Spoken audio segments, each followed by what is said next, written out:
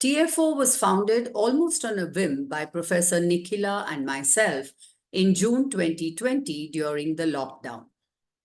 Since then, TFO has had uninterrupted discussions on films from all over the world every Saturday at 9 p.m. on Zoom. It is a group of film scholars, researchers, students, teachers, and anyone passionate about cinema.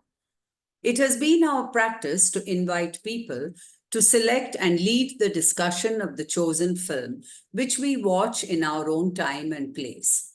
On some occasions, filmmakers, editors, and cinematographers have also joined our sessions. Aparna Sen, Amol Palekar, Girish Kasarvalli, and Adur Gopalakrishnan, to name a few. We have held film festivals such as East European, Iranian, Women's Cinema, and others. In the month of June each year, to celebrate our anniversary, we hold a smartphone short film making contest for students and a lecture series in various university departments. This evening, we discuss the Japanese film Funeral Parade of the Roses. Jenisha Borah will initiate the discussion. Jenisha is a PhD candidate from the University of Chicago in the Department of Cinema and Media Studies. She is finishing her dissertation titled Intimate Cartographies, Maratha Mandir and the Cinema Experience in Mumbai. Her work has been supported by the Committee on South Asian Studies and Center for Study of Gender and Sexuality at the University of Chicago and also by the American Institute of India Studies. Her research and teaching interests are film and gender, urban studies, South Asian cinema, New Wave Japanese cinema, queer theory, and subcultures. Welcome, Jenisha, to TFO, and over to you. Thank you, Geeta, and thank you, Nikhila, for giving me this opportunity today to discuss this very crazy film that we have watched. And yeah, before I start, I would also like to come clean about my intentions of showing this film actually. Um, First of all, one of the reasons why I wanted to show is this, like when I watched it in one of my classes, I didn't realize that in Indian cinema we talk very less about East Asian cinema especially when I also did my uh, cinema studies from JNU Arts and in the School of Arts and Aesthetics. And then I realized that I really don't know much about I know about the big stalwarts of Japanese cinema, like Mizoguchi, Ozu, or Kurosawa. But then I realized that I actually don't know much about the French New Wave. And when I watched it, and then I realized that this is kind of a cinema that actually I would really like to speak to, and it speaks to me in some ways more than any other cinema.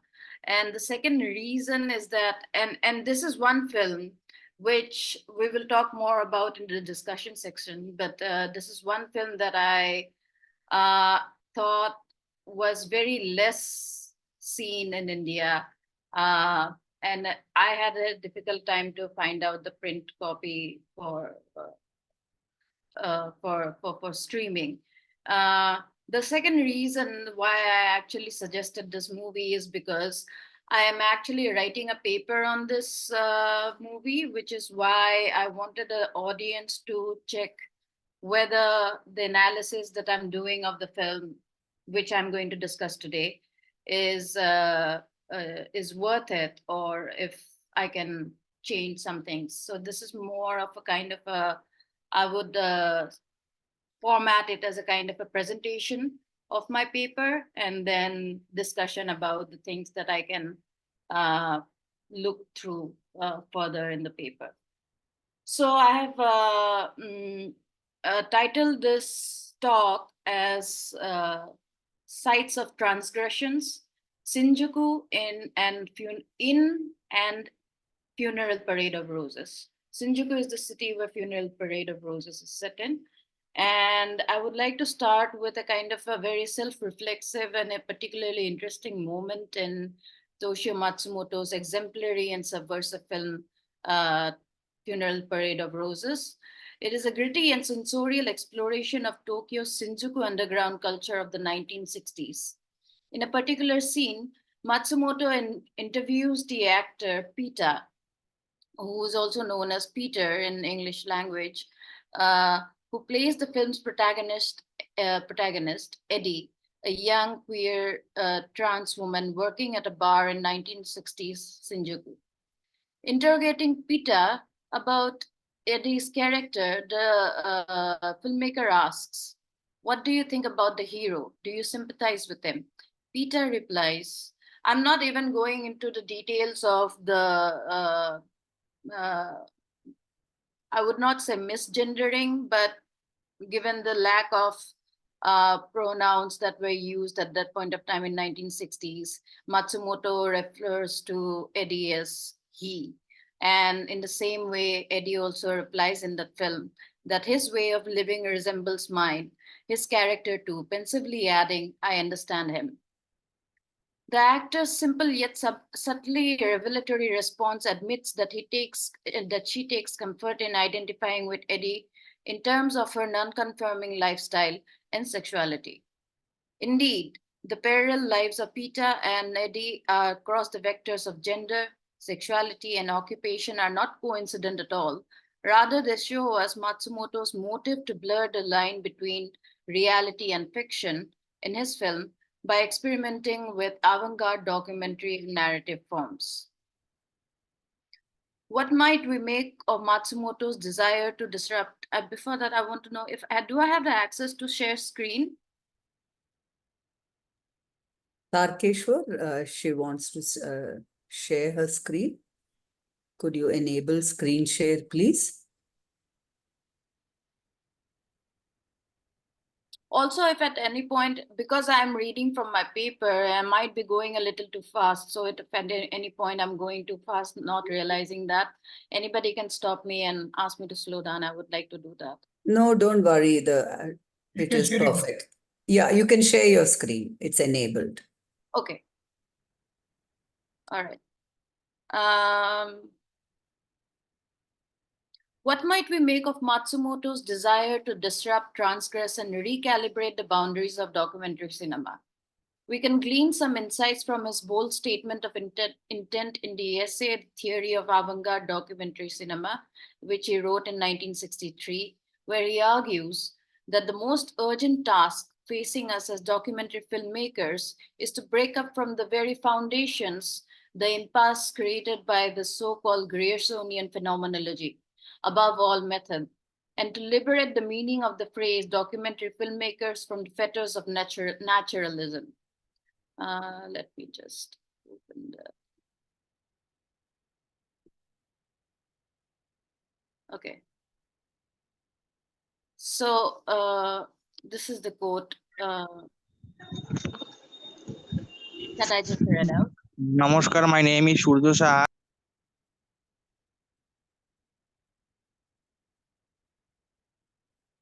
Okay, should I continue?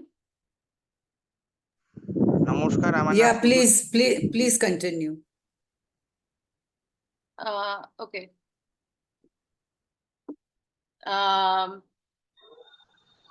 I'm sorry, I got a little distracted. Matsumoto suggests that doing so would create a new field of possibility where the avant-garde form meets documentary to create the avant-garde documentary film, or as he calls it, the neo-documentary form. A poster boy of Japanese new wave. I should actually try to do a slideshow.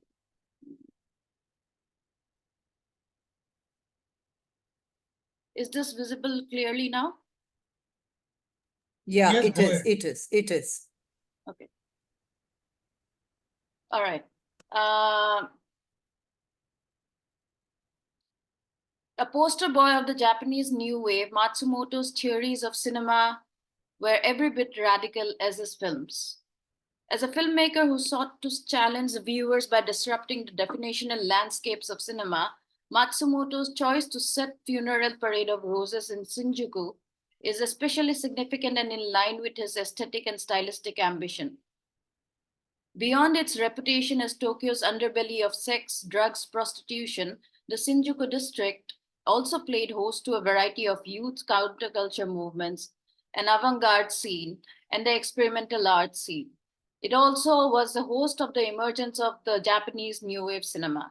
In other words, Shinjuku of the 1960s and 1970s was a site of transgression against the normative expressions of art, sexuality, and politics, a frontier of disruption much like Matsumoto's own approach to cinematic craft, along with Eddie's expression of gender nonconformity.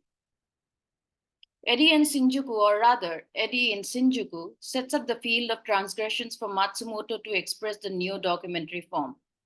Matsumoto's Funeral is a radical and anarchic experimentation of documentary and narrative cinema.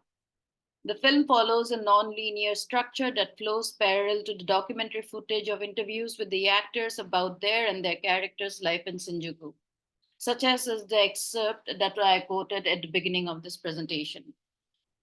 Within the labyrinthian style of storytelling, Matsumoto delightfully brings to life Shinjuku's underground bars, the district circulation of drugs and sex, creativity of the artists, while also depicting some relevant political context through student protests against the Japan-US security treaty. Matsumoto's use of the manga sequences in between the scenes, which we have seen if we have followed the movie closely, there is a scene of manga sequence when the Leda and Eddie fight. Matsumoto's use of manga sequences in between scenes is significant and illustrative of the close relationship between film and animation in post-war Japan popular culture. The film follows what Jonathan M. Hall calls a mosaic-like style, whereby Matsumoto reveals and teasing the audience through narrative and plot structures that bewilder and ensnare the spectators, forcing upon them a daisy chain of unending questions, each resolved only when a yet larger question opens up. The film, as we know, is a retelling of the Greek tragedy Oedipus Rex. The film documents Shinjuku's district subcultures largely through the character Eddie, who is a drag prostitute at the underground club Jane. Eddie is entangled in a secret love affair with the club's owner Gonda, who is sought after by the establishment's traditional and aging madam, Leda. The characters of Leda and Eddie can be read allegorically, and here I have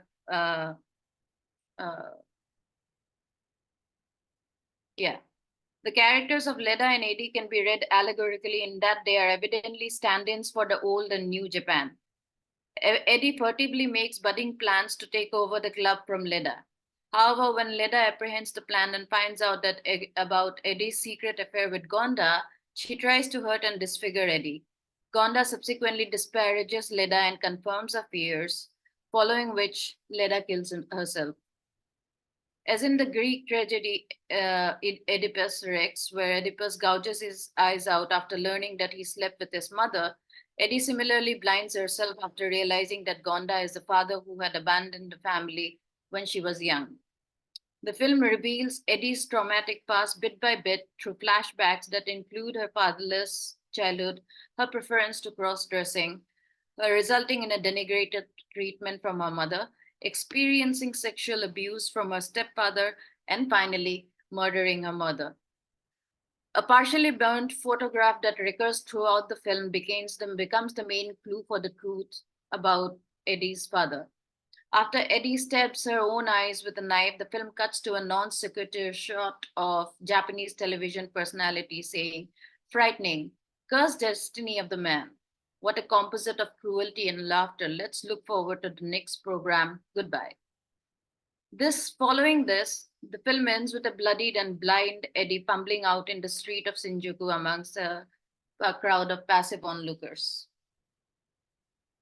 Both written and directed by Matsumoto, the film was released and distributed by Art Theatre Guild on 13 September 1969 in Japan.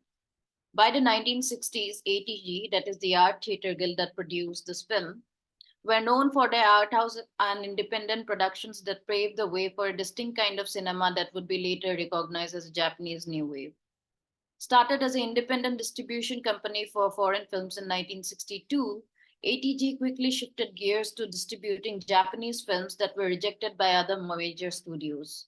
After successes of the screenings of independent films like Nagisa Oshima's Diary of a Young Bogie, Yukio Mishima's Patriotism, ATG started producing and supporting independent films by initially providing the filmmakers with 8 mm and 16 mm film prints. With Shohei Imemura's A Man Vanishes, ATG confirmed its status as a significant channel shaping the Japanese New Wave.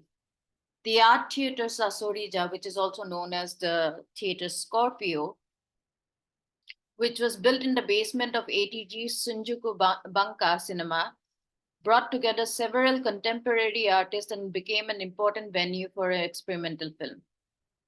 ATG's approach of affording filmmakers artistic freedom attracted a wave of experimental filmmakers from the new wave, like Nagisa Oshima, Shohei Imamura, Hani Susumu, and Matsumoto, amongst others. Even before directing his first feature with Funeral, Matsumoto collaborated with ATG for an experimental short, My Crushed Right Eye, 1968. Often considered as a prelude to his first feature, most ostensibly through the reference to Eddie's climactic eye gouging in its title. My Crushed Right Eye is a 13-minute experimental short where 3 projectors are simultaneously showing disparate set of images and then contemporary the then contemporary urban culture of Tokyo. A chaotic and psychedelic visual collage, the film employs documentary footage of student protests with images of newspaper and magazine clippings, archival photographs, advertisements, animations, drag queens getting ready for a night in town, and other contemporary cultural references to paint a dizzying picture of Tokyo's underground scene. The result is a hyper-stimulated sensory experience of the film, poetically symbolizing the hyperstimulus of Japan's urban post-war experience. Unshackled by the limitations of the conventional narrative form, Matsumoto presents us as a visual sensorium of Tokyo that is unsettling, fragmented, and in fast motion as the city itself. Because it's a very dizzying film, which is the short film that I'm talking about right now, My Crush Right Eye by Matsumoto, the first film that he made before Funeral Parade of Roses. I have a clip from uh, this film, My Crush Right Eye, but it's a 13-minute short of very disparate images, which was actually meant as an art installation initially. And now, obviously, when it is transferred into film, it does not make sense that way. But I have a clip which is very disorienting to watch for 13 minutes, which is why I will probably just give an idea of how the film was in terms of its hyperstimulus by playing a minute of that film. Just a second.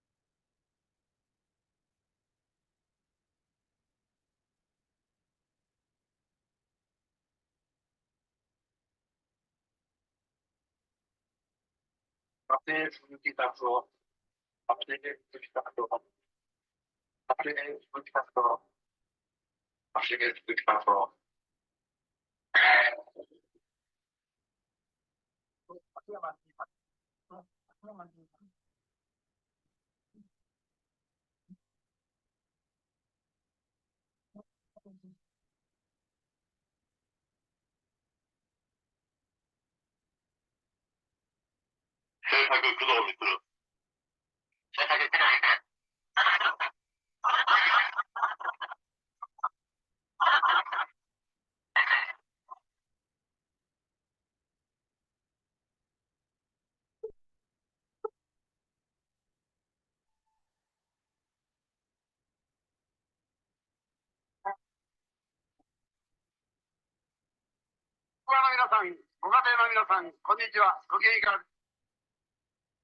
I just stopped it because it keeps going about the then cultural situation in Japan as well as the political situation in terms of documenting it, whether through newsreel footages or through Matsumoto's camera.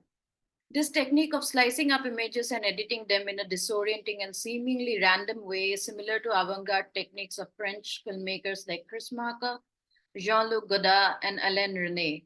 Resnais in particular is credited as an inspiration for Matsumoto's approach to documentary films.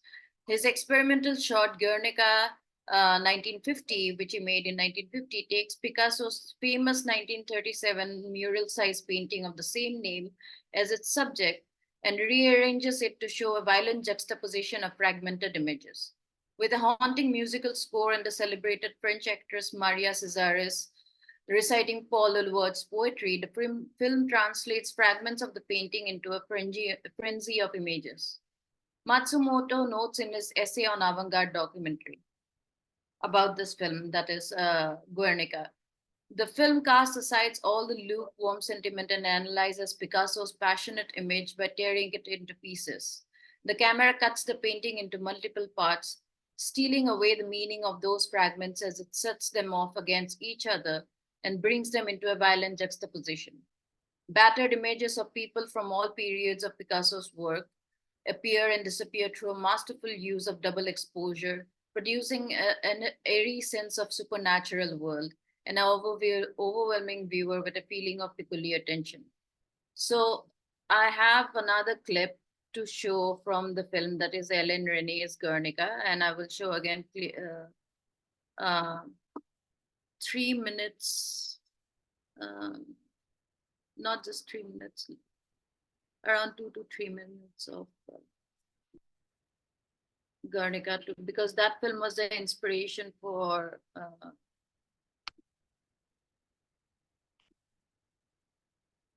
just a second.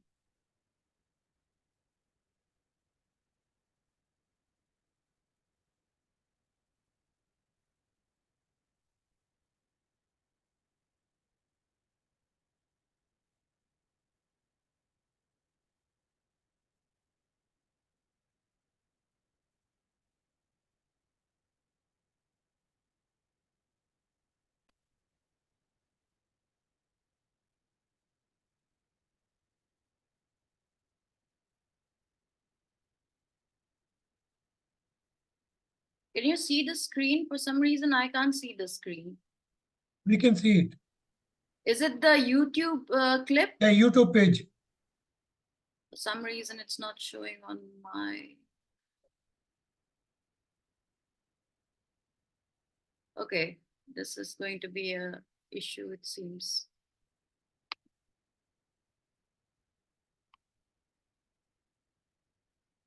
Just give me 1 minute to configure this.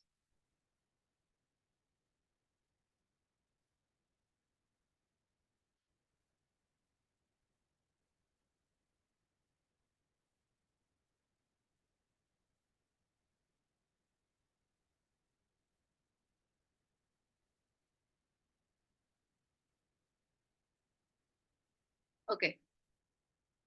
Is this clear now?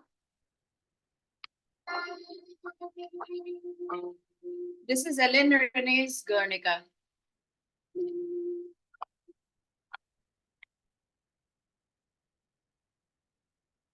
Les femmes, les enfants ont les mêmes roses rouges dans les yeux. I'm sorry, I don't have the English subtitles. Chacun montre son sang.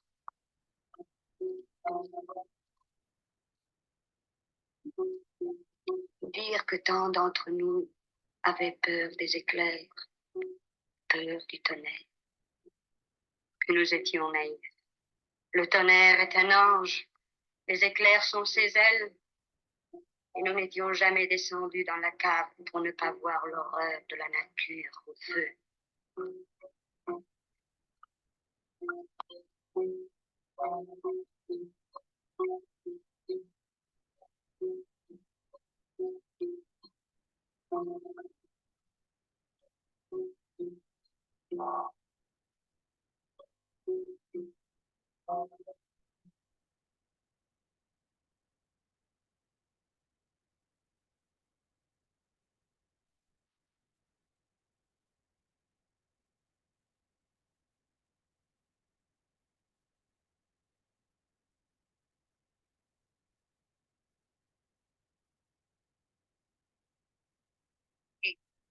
Votez, correct et beaux garçons, les aviateurs lâchent leurs bombes avec application. Au sol, c'est la débâcle.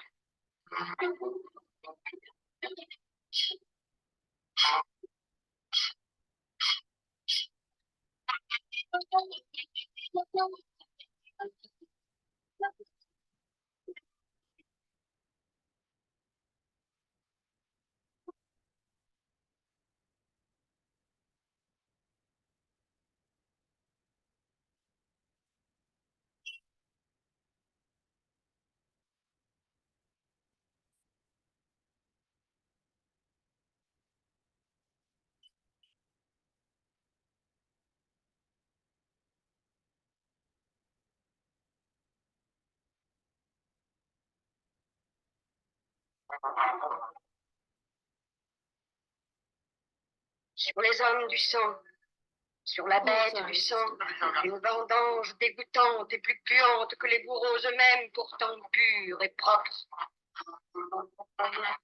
It's playing. Can you hear? It's still playing.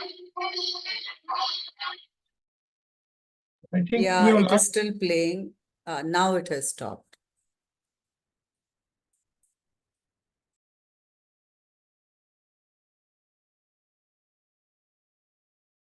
You have muted yourself, Jenisha. You'll have to unmute.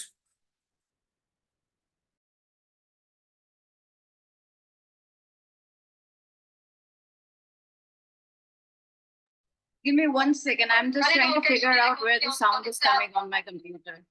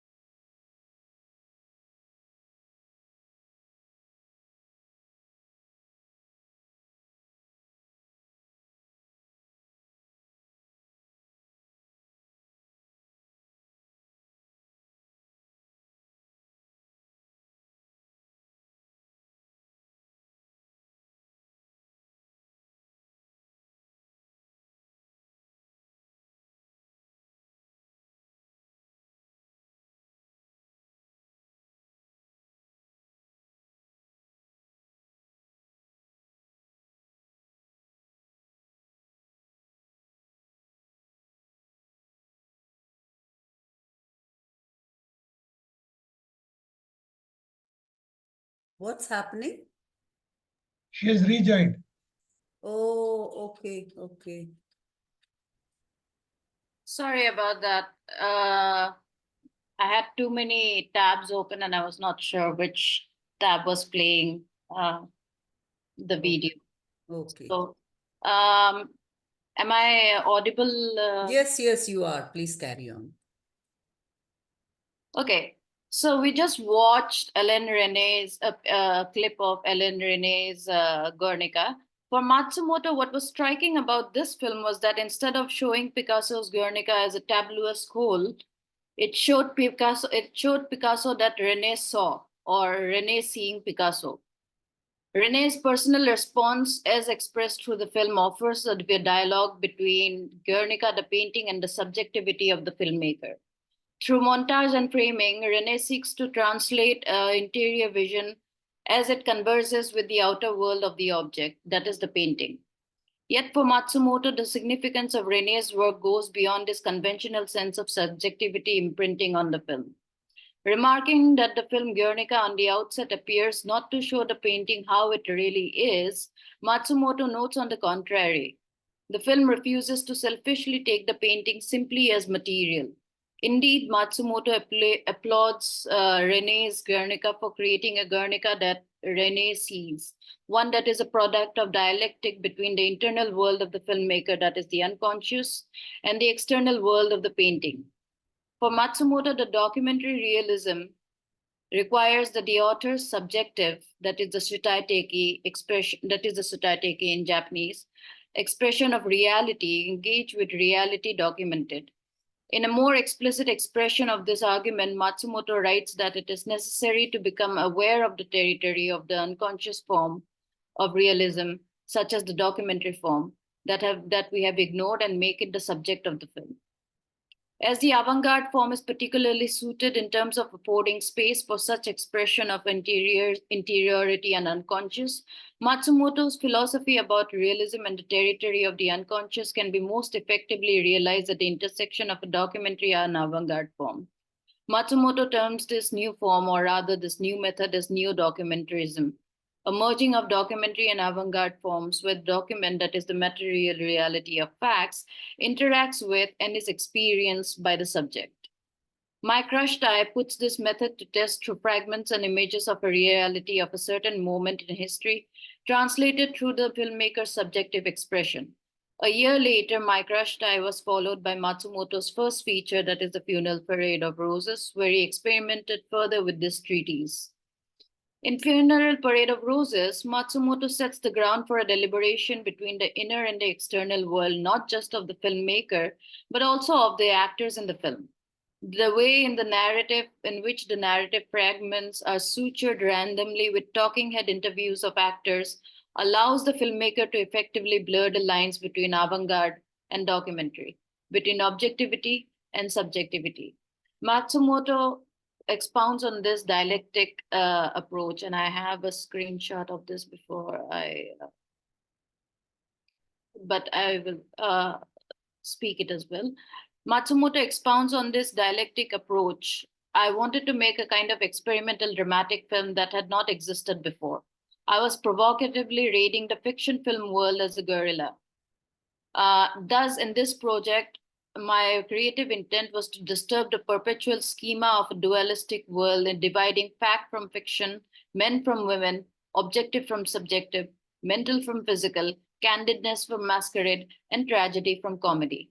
Of course, the subjects I took up were gay life and the student movement, but in terms of form, I dismantled the sequential, chronological, and narrative structure that arranged the past and the present and the reality and the fantasy on temporal axis as in a cubist painting, adopting a fragmented collage-like form that quoted from literature, theater, painting, and music, old and new, from East and West. Here I come to the second part of my presentation, where I say that the city of Shinjuku can be taken as a thread that allows Matsumoto to deliberate between the internal and external worlds. Eddie's peripatetic and flaneuristic narrative of the city is significant in terms of situating her as a subject. Here, Matsumoto makes visible the underground Shinjuku. Conversations about gay bars sprinkled around the city with the actors' interviews reveal a vibrant underground subculture, while Eddie's dizzied and tranced walk through the city and the gazes of the people around, all set against the backdrop of billboards, street theater, and advertisements, show us an engagement with the visible above ground Shinjuku. The scene in which Peter reflects on Eddie's character in relation to the actor's own lived experiences exemplifies the foundational role of subjectivity in Matsumoto's new documentary style. More than a depiction of Shinjuku, Funeral is a product of Shinjuku that imbibes in its filmmaking the contiguity and the contemporaneity of the underground cultural elements of the time. There is a Japanese theorist Yuriko Furuhata, who remarks about this connection in relation to Funeral, that it made clear that the diegetic world presented to the screen was not only contemporaneous to the spectator, but also contiguous to the world outside, just outside the door of the theater. However, it is not just the audience for whom spatial contiguities between Shinjuku in the film and Shinjuku outside the theater collide, but for Eddie as well, whose negotiations with the city in the film aren't very divorced from reality. A particular sequence that keeps repeating throughout in the film in successive fragments is Eddie's disoriented walk through the city. After spotting Leda and realizing that Leda had not seen Eddie and Gonda together in the car, Eddie starts to feel uneasy and gets off Gonda's car. In subsequent fragmented sequences, the city of Shinjuku unfolds before us as Eddie's peripatetic excursions lay bare not only the city of Shinjuku as it is, but also how gender expresses itself in Eddie's negotiations of spatial claims in the city. So we see Shinjuku sprinkled generously with jazz cafes, gay bars, underground theater, art exhibition venues, as a hub of also as a hub of countercultural practices. Matsumoto presents Shinjuku through Eddie's walk. As Eddie leaves Gonda's car, Matsumoto's camera follows her as a curious observer. We see Eddie standing out in the crowd of people with her blonde hair, latex jacket, and bell-bottom pants. To speak of the dichotomy of the modern Japan and feudal Japan, we just have to look at the men who are dressed in Western outfits and women dressed in kimonos. Eddie, with a fashionable look, stand in as a figure of modern Japan as opposed to kimono-wearing Leda, who signifies the old Japan. This comparison saturates in a scene where the club where Leda and her associates entertain the guests with traditional dance and music, and enter Eddie and the gang. The atmosphere changes of rock and roll, music, and drug peddling. It is only in a dark space of Shinjuku that the non-conforming and queer characters like Eddie and her friends assert their identities freely. Therefore, we see Matsumoto interviewing people identifying themselves as gay boys or drag queens against the backdrop of Shinjuku's nightlife, where the voices of sexualities in the peripheries emerge and express themselves. Eddie navigates her way comfortably, laughing as she leaves the club with an American soldier at night. But in the day, Eddie navigates around Shinjuku visibly confused, disoriented, and out of place with her surroundings. Questionable looks by onlookers suggest Eddie's limited right to space as a liminal privilege, available only at night. Eddie's peripatetic excursions next encounters a silent protest performance by Shinjuku's avant-garde group Zero Jigen, who were active in the late 1960s in Tokyo. The collective was known for their bold interventions in downtown Tokyo street life, for combining Japan and Western elements, for juxtaposing urban modernity with the abstract street performance, and for nudity, which accounts for the frequent appearance of the group between 1964 and 1972. These impromptu street performances were part of performance protests known as happenings, and an art and cultural movement that resonated with the Fluxus happenings movement that emerged around the world, this time especially in the Western world and the United States. Zero Jingen called their performances rituals. The protest that Eddie encounters was staged by Zero Jingen for the film in the streets of Shinjuku on March 24, 1969. Drawing from the previous performances, which was known as March Against the Vietnam War in 1967, Zero Jingen staged a silent protest parade while cameraman Suzuki Tatsuo camera for the first time follows Eddie into the parade, where Eddie blurs amongst the crowd of onlookers. Shot in a guerrilla style, Matsumoto employs documentary film style making, and as the narrative takes the back seat and the camera documents the street of Shinjuku against a ritual or a happening. The camera initially participates as an observer to the event, just like the onlookers. In the next shot, the camera follows Zero Jigen's parade and finally situates itself as one of the participants of the rituals or the happening. And we see them marching in unison in silence. Such an abrupt cut to non-narrative modality of documentary filmmaking, and with the intervention of Zero Jigen's performance, along with non-linear fragments of Eddie's narrative, perplexes the viewers as we are left to figure out whether this sequence is a part of a dream, or flashbacks of memory, or reality of the present. No matter what the answer is, the sequence finds itself located in the bustling spatial atmosphere of the streets of Shinjuku.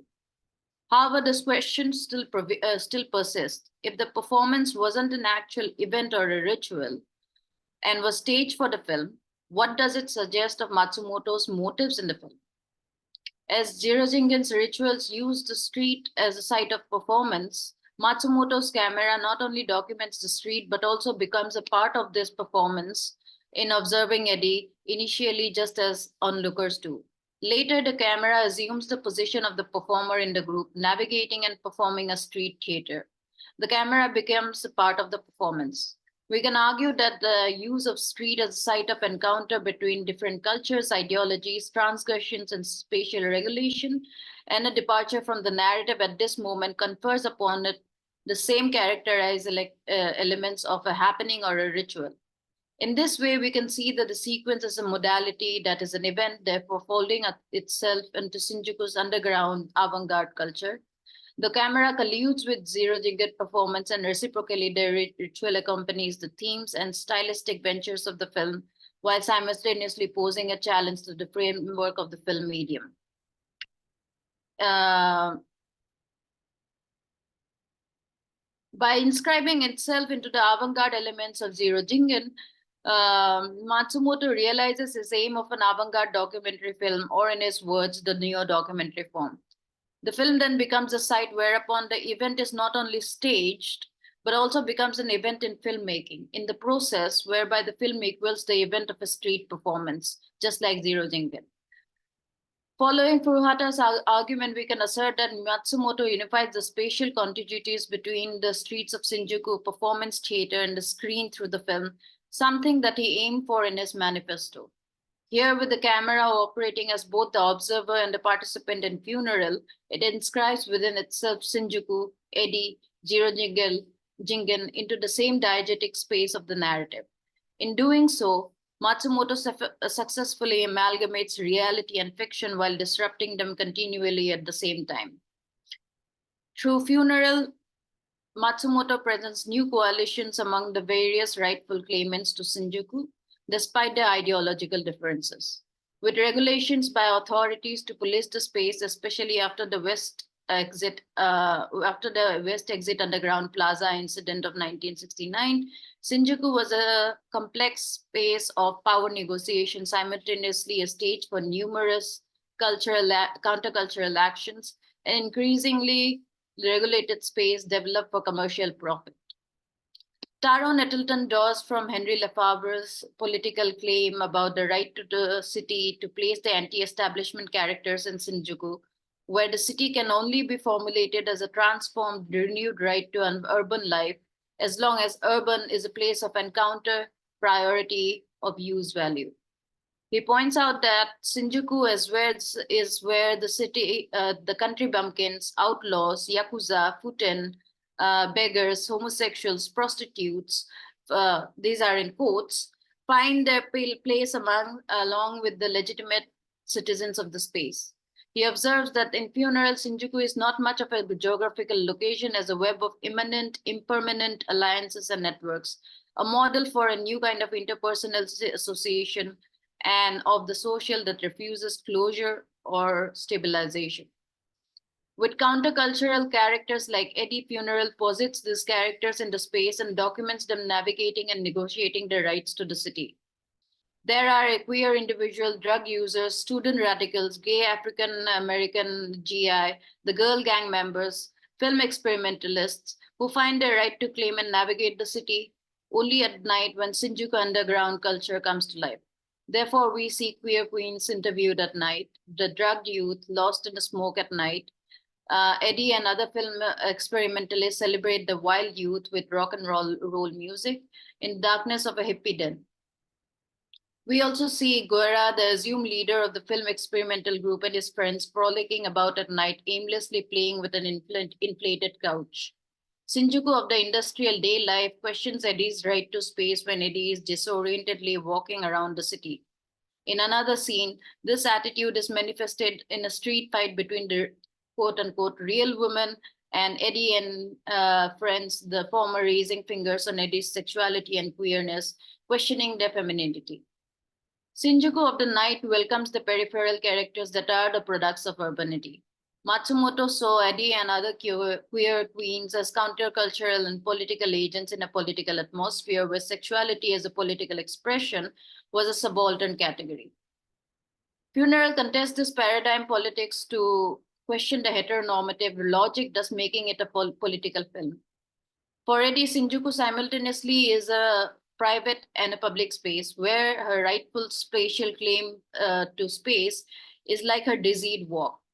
The peripheries of the legitimate city are inhabited by the student activists, food and experimental filmmakers, and queer people who, albeit their differences and ideological leanings, operate outside the legal and the social codes. The film represents new coalitions among various rightful claimants, that is, unwanted inhabitants in the quotes, in Shinjuku despite their ideological differences. So with this, I would like to end my presentation on Funeral Parade of Roses and open the floor for discussion and further insights into the film that I might have missed out. Yeah, thank you so much, Jenisha. It is such a thoroughly structured and thoroughly researched presentation that it's difficult actually for me to find a point of entry into your paper. But maybe I could just tell you some of the things that struck me about the film. And one of it was the fact that because it is, the narrative is centered so much around drag characters, and drag is a performative category. So I thought the film played on that aspect of drag identity by having a number of shots, some of them even close-up shots of applying makeup and dressing and looking into the mirror, showering, combing hair. All of these things I thought contribute to the performative aspect of drag identity. And of course, the filmmaker being also a film scholar, there is a lot of intertextual elements. We can see the influence of Buñuel's Un Chien Andalou. I mean, it's a very distinctive resemblance, the eye scene. So, so there are these, and of course, Oedipus Rex, you have already spoken about that.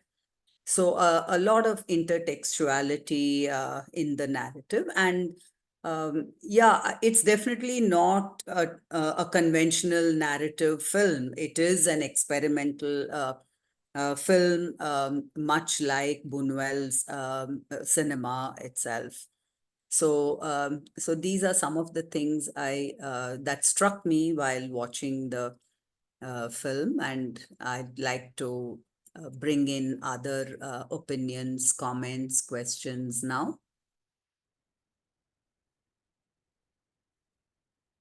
Anyone would like to come in? Yeah. Yeah, sure, Ashmita. Yeah.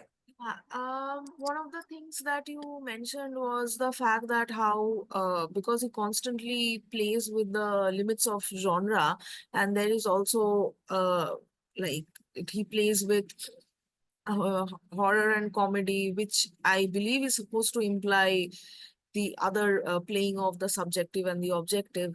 So in the movie there was this scene where they are fighting these three other women, which for to me it looked like it was kind of comedic. So I don't know if it was like intended in that manner, but of course, towards the end and the climax reveals that it has this very noir horror kind of nature to it, because and we find out that the owner of the pub is his father, and that kind of changes this whole.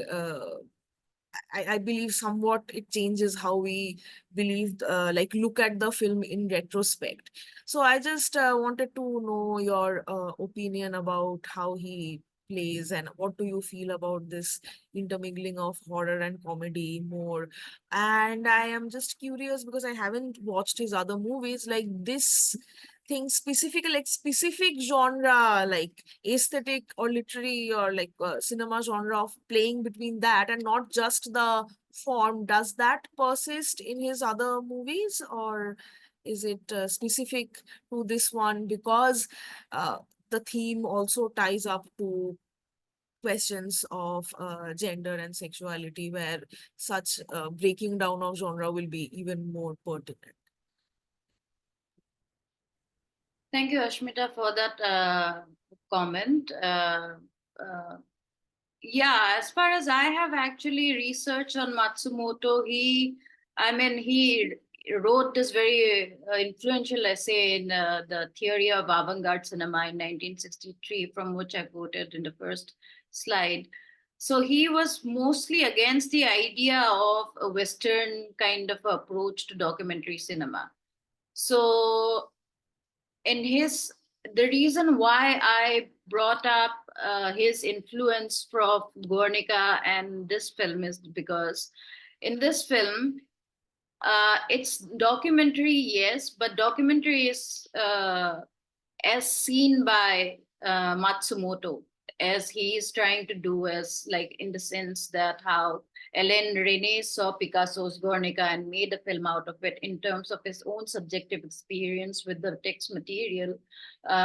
In the same way, Matsumoto is doing the same thing. He is documenting the city of Shinjuku, but he is actually inserting or infusing his own subjectivity. For instance, like as you felt that there is a scene which imitates a horror genre, or even the scene of the manga sequences where they fight is also funny, where he speeds up the frame rate. And then even also the sequence that you also mentioned, the fight with the girls, that also is. But then I think that is intended in terms of how Matsumoto saw the whole situation, or that whole part of the script to be as. It's not like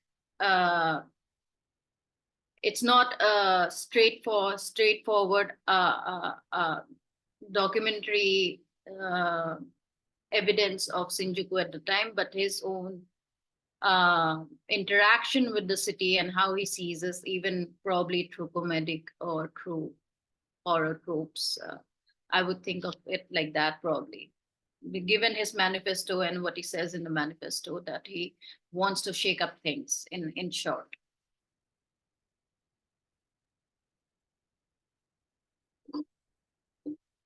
Any other comments, questions? Yeah, Nikhila, please go ahead.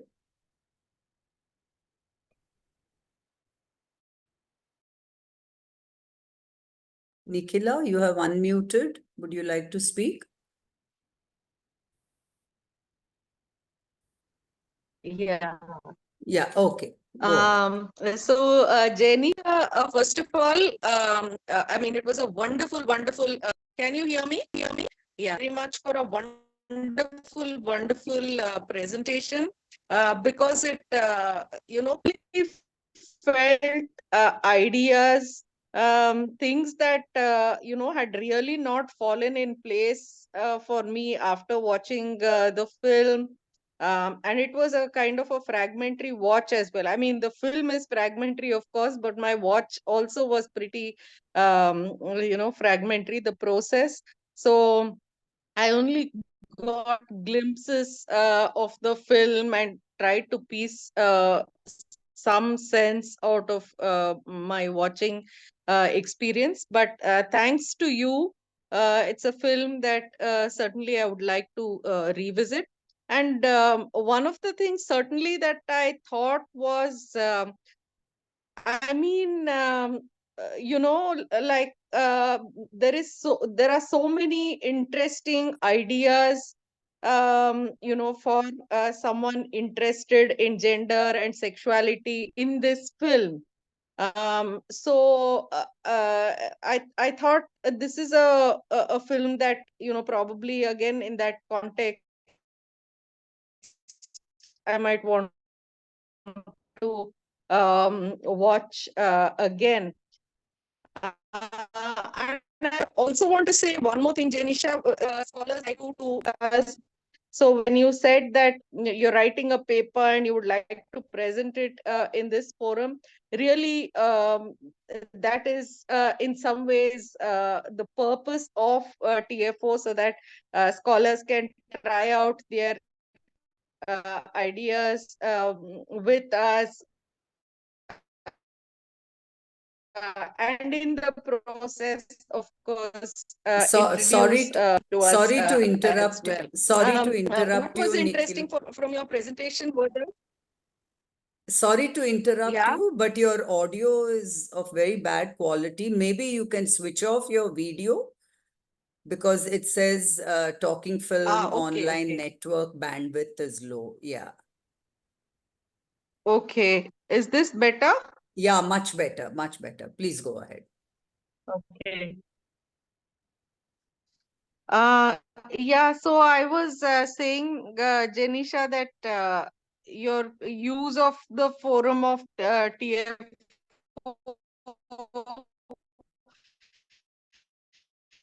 um, is most welcome. We feel very, very happy that you thought of, trying out your ideas here. And also, what made sense to me was, like the traces and influences on this film that you were kind of gleaning out. Where is he coming from?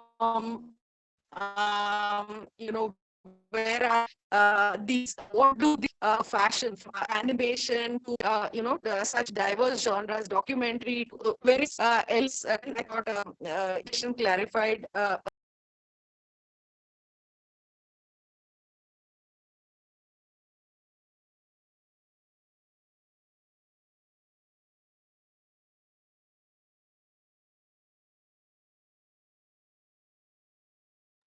I think we've. Yeah, I think Yeah, we have lost Nikhila. Her connection is okay. Till she comes back, if anyone else would like to speak. Anyone else in the meanwhile? Yeah, I actually wanted to. Yeah. like, Yeah, please go uh, ahead. Go. Yeah, go ahead. Go ahead. Yeah, yeah, Janisha, when in and one part you did talk about how Lida represents the more traditional aspect of that culture, or and whereas that Eddie would be this new force which is breaking away. How do you read Lida's eventual death? Like, what would that represent if we are to, think of her character as a representative of a more traditional aspect? But of course, it's far more complicated, and she's like not an exact symbol of any one thing. But how do you think? How did you read her death? thanks, Ashmita. That's a very insightful question that I still have to think about. But in a way, because I was just looking at this film today, and then I thought that, wait, this film is actually made in 1969. So this was post-war. Japan is completely, in a state of uh, upheaval in terms of its cultural changes, and not just because of the US soldiers stationed there, but also because of many other reasons.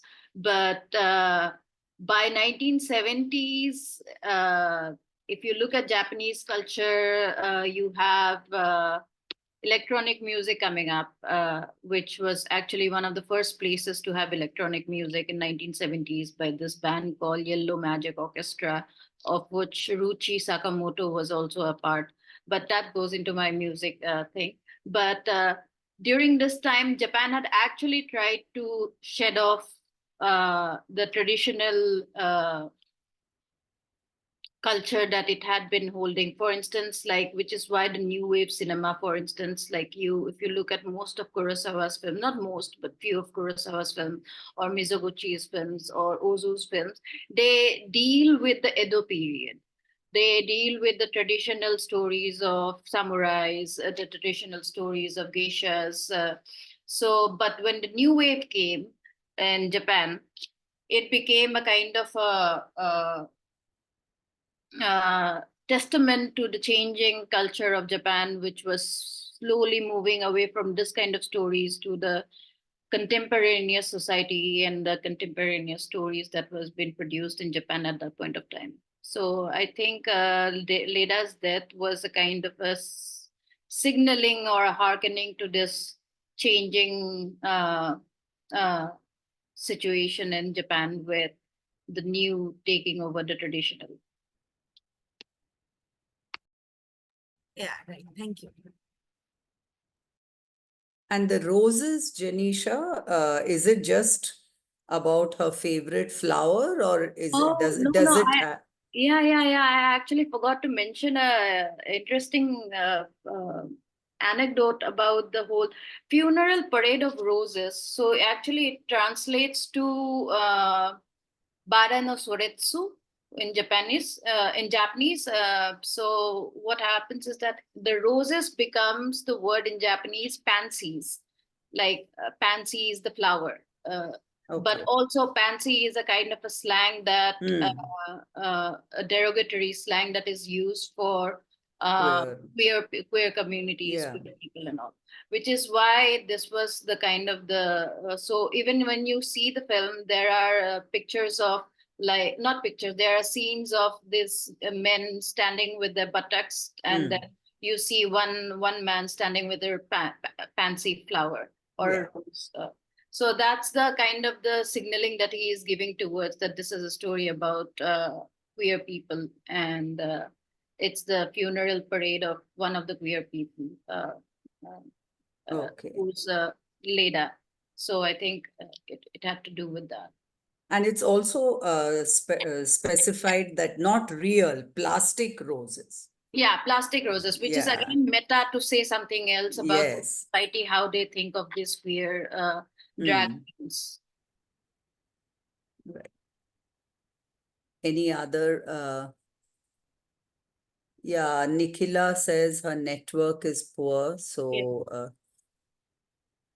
I wanted to ask actually, but like I know that this was probably a kind of a very disruptive film in terms to, in not just in terms of narrative, but also in terms of aesthetic assault on your eyes.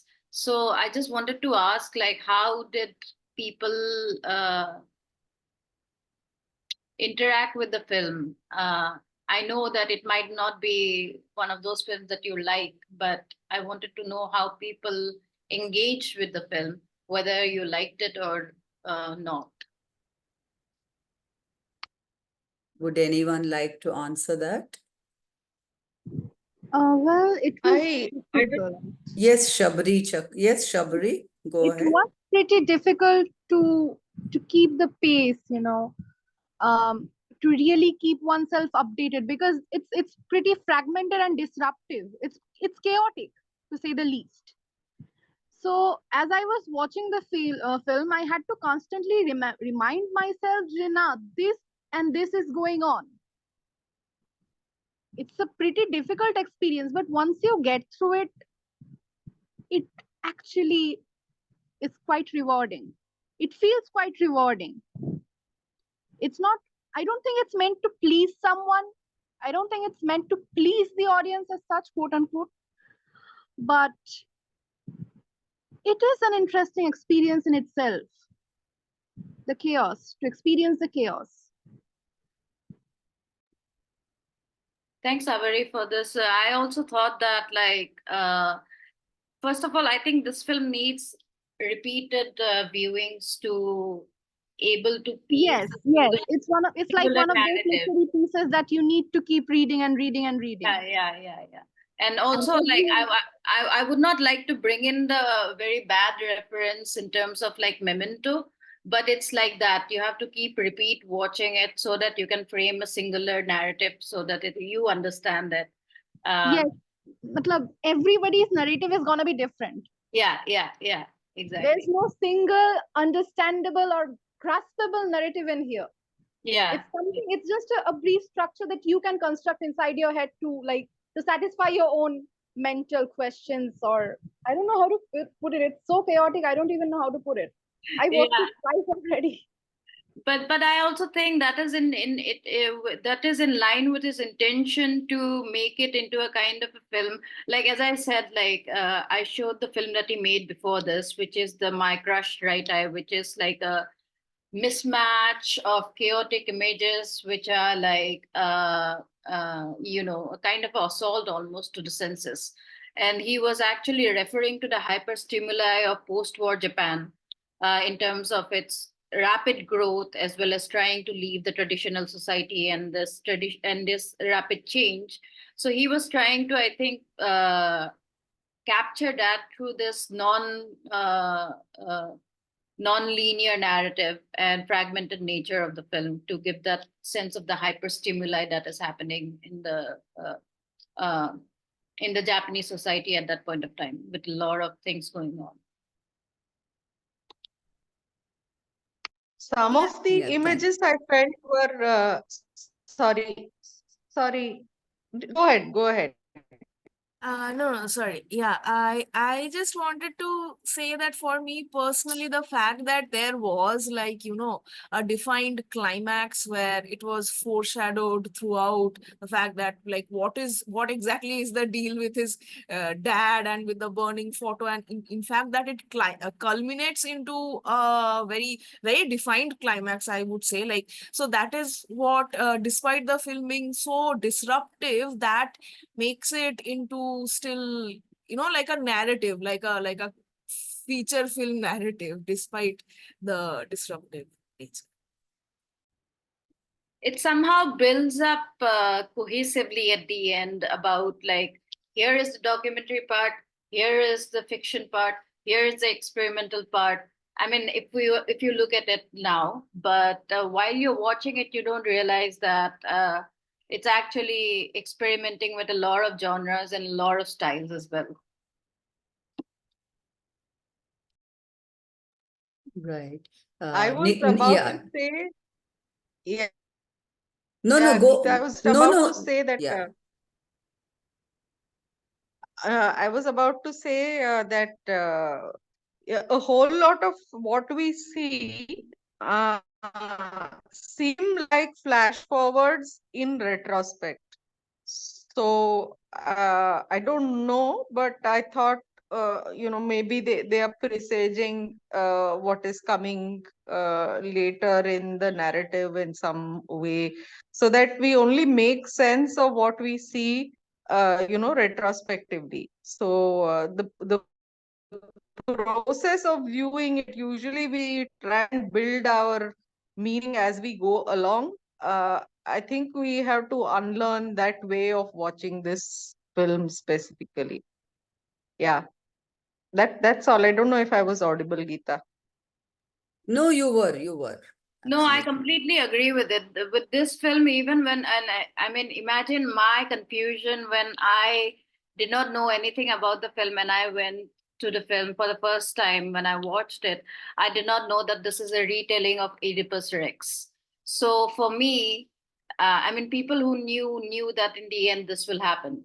But for me, when I was watching it, I was also piecing together in a different way and trying to figure out what. And in the end, when the photo and this and knife and the diary and everything comes together, that's when I make sense of, okay, here is a story, but he is trying to tell the story in a very different way, it through the lives of the characters as well who are living in Shinjuku.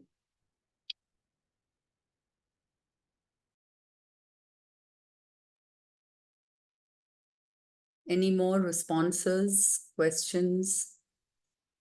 Madhurima, would you like to say something? Rasha? Yeah, okay, go ahead, Madhurima. Yeah, just one thing. This is a very difficult film for me because I have never watched any film like this before. So one thing I felt while watching the film was many of the scenes, like two, three of the scenes, they were repeated. Like they were there in the first part of the film and they were there in the middle or at the end of the film. So many of the times I felt like is the narrative being repeated or is there something wrong with the clip of the film? Like that made the meaning making process a bit difficult. But one of the things that I liked about the film is probably very simplistic. It is the way it denies any strict categorization of gender identities, and it focuses on a plurality of individual sexual choices, gender identities, and preferences, and that we see through the interviews. Like, uh, like the interviewer is always asking about what do people of your community, and he's probably using the term gay men. What do they like? And the one who is being interviewed, they are mostly saying that, are you asking about me or are you asking about a universal notion of gay men? And they are almost refusing to answer to this universal notion because they are saying that I like this, but it's not mandatory that all gay men would like this. And also there was one interview when she said, the gay man, she said that uh, I'm not very happy being a gay man. And the interviewer said that, why don't you become a man then? Go back to being a man then. So she said that it is my personal choice. I want to be this, even though there are difficulties. So this was one of the interesting aspects that I liked about the film, but I think I will rewatch the film again once more. And thank you, ma'am, Janisha, ma'am, for your wonderful introduction to the film. It made me make sense of the film a bit more. Thank you. Thanks, Madhurima, and thanks for your comment as well. I completely agree that, first of all, I mean, I can completely understand why you say it's a difficult film for you to watch. It was not easy for me to watch the first time, and it's only over the years that I have watched it over and over again. And then I realized that, well, this film is worth studying and it has like been sealed into my brain. But yeah, I do agree that it's remarkable that this is 1969 Japan and you have so many pluralistic characters in terms of sexual expression of sexuality and their gender that you really can't pinpoint that's why I have difficulty even like saying that I because sometimes Eddie is a trans woman. Sometimes she is queer. Sometimes she is a drag woman, drag queen. So they inhabit different characters at different times, depending upon their interactions with the people in Shinjuku. And I think you pointed out that very well. That like it is the pluralistic nature of their identities that is refreshingly new in this film, given that it was made in 1969. And also, I would also, yeah, as you have pointed out, that I would also like to add that interview sections of these characters that they have in the film adds to that kind of mysteriousness of this whole subculture that was kind of the topic of the film that Matsumoto tried to document. Yeah. Any other comments, questions? Tarkeshwar, would you like to say something? Yeah, please go ahead. Yeah, thank you. I'm slightly, I don't know how to put it. Uh, it looks like a dystopian film. Not that it troubles you, uh, but if you look at the narrative, um, it looks like a conflict between the kind of development that the Japan is undergoing and then the traditional value systems, the clash between the two. And this is not seen in terms of a positive way within the narrative, however disjointed it is. But still, the way the narrative ends at the, I don't see it as a kind of any positive sign, this clash between the two value systems, the kind of development and the kind of things that is bringing in. And I think gender is one of the sides where this clash is played out. So in spite of the statements that we can see in a retrospect from today's vantage point, because now we have read certain things about queer theory, LGBTQ, and things like that. The way we understand it today, I don't, and then the choice that we have today to see the movie 3 or 4 times, as you put it, was not available in 1960s and 70s. So the vocabulary that and the theoretical conceptual framework that is available to us about gender to look at this film, and then the choice to revisit it time and again was not available in 1960s, 70s, and it could have simply served a kind of negative purpose. If the intention is to something else, to make the gender identities more nuanced, it would have served as a kind of counterproductive at that point of time. So I don't know what are the reviews of this film at that point of time. So this disjointedness allows us to come back to it today from a new conceptual framework and new ideas about gender and read it differently. But in the absence of this, I doubt that this would have been simply served to reinforce the kind of development that the Japan is undergoing and the kind of changes that is accompanying this kind of development, especially in the arena of gender, is problematic. So whatever the intention of the director, but the readings that would have happened then would be different. So I'm not sure because I'm not familiar with the film and the way it has been received over the years. Thank you. Thank you, Tarakishorji. The film over the years have actually, because this is also a kind of a film that did not come out as a kind of a commercial cinema. This is a experimental art film that is produced by Art Theatre Guild in Japan and then the creation of Japanese New Wave. Now, yeah, I completely also agree with you where it allows us to look at the film in a different way given the vocabulary that we have right now with the strides that gender and sexuality as studies or identities have made over the past few years. But I also feel like even at the lack of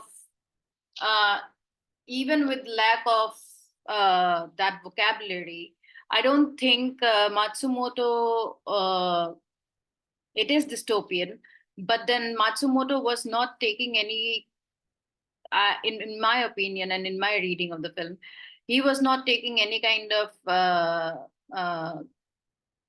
negative motivation to make the film in terms of how the society is at that point of time. But also, I felt like and which is why I brought the whole discussion of Guernica. It's how he understood the society. It's how he understood Shinjuku at that point of time. It's how he interacted with Shinjuku at that point of time, as Hélène René interacted with the Picasso Guernica. So, for him, I feel like when you watch the film, it's like he is actually trying to understand the whole phenomenon of the subculture that was growing in Japan at that point of time.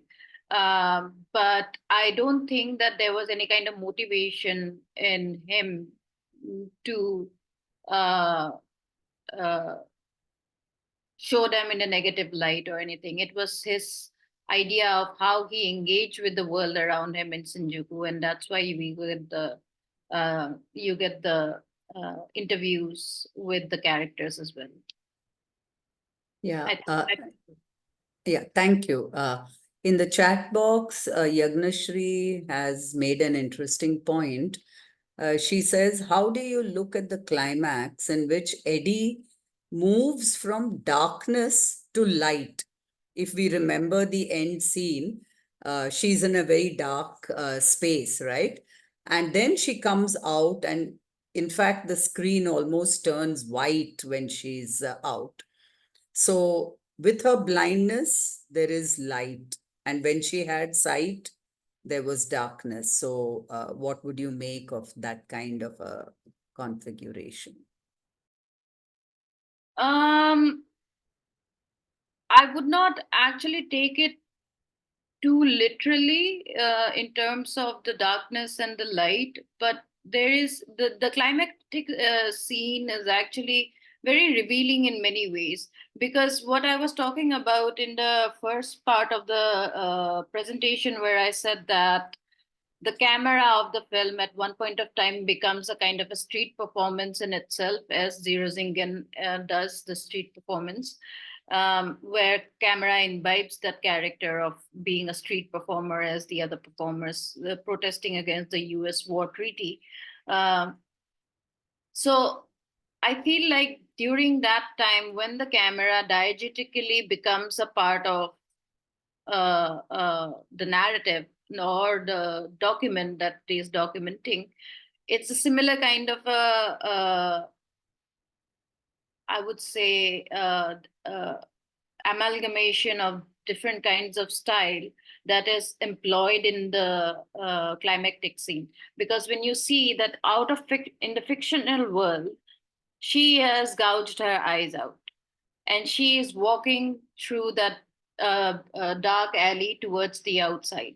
Now, when you see that, first the camera is actually looking at her while she is walking towards the crowd, and then it becomes a part of the crowd, the camera again. So in a way, it separates that the camera at one point of time is off the film, and sometimes it's off the performance that the film is. So I would see the ending as a kind of a similar kind of a performance that the camera does, where everybody knows. For the onlookers in the climactic scene are actually not paid actors. They are actually onlookers. It's a documentary film that was being shot, they were told, and then people were coming out, and Eddie comes out with gouged out eyes. And the reaction that the people actually have to that is, yeah, of course, this is a film going on. But at the same time, the camera also becomes a kind of the part of the crowd that is looking at this spectacle of Eddie gouging her eyes out, knowing that we are also looking at a fictional part of filmmaking too. So in a way, it tries to break down that boundaries between filmmaking and the film and performance itself. I would see the end scene as that, actually, where it cohesively accumulates all these stylistic aspects of the filmmaking throughout the film. Yeah. Any more questions? Yes, Yagnashri? Thank you. That's really very interesting. Thank you so much. Thank you. Any other questions, comments? Okay, if there are no more questions, then we will bring this session to a close. Thank you very much, Jenisha, for that excellent presentation. I think all of us here have really enjoyed it. And I'm so, like Nikhila has already said, we are glad that you thought of, presenting here in order to get some feedback for your presentation. And I hope we have served that purpose for you. So thank you. Thank you very much. Hope to see more of you here. And good night, everybody. Have a nice Sunday. Thank Thank you. you all for coming to my presentation, and thank you, Geeta and Nicola, for giving me this opportunity. Most welcome. Thank you. Bye. Good Thank night. you. Good night.